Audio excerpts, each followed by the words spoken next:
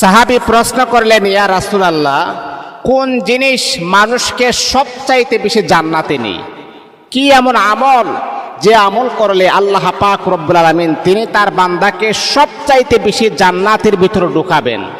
আল্লাহর হাবিবকে যখন সাহাবায়ে কেরাম এমন প্রশ্ন করলেন, তখন আমার আপনার নবী, দয়াল নবী বড় সুন্দর করে বলেন, সাহাবী, যদি দুইটা কাজ তোমরা করতে পারো, এই দুইটা কাজের বিনিময়ে আল্লাহ পাক রব্বুল আলামিন তিনি তার বান্দাকে সবচাইতে বেশি জান্নাতের ভিতরে প্রবেশ করান। এক নাম্বার হচ্ছে তাকওয়াল্লাহ, আল্লাহ পাকের ভয়।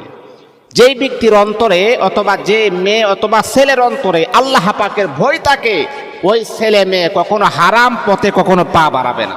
এক নাম্বার হচ্ছে আল্লাহ পাকের ভয়।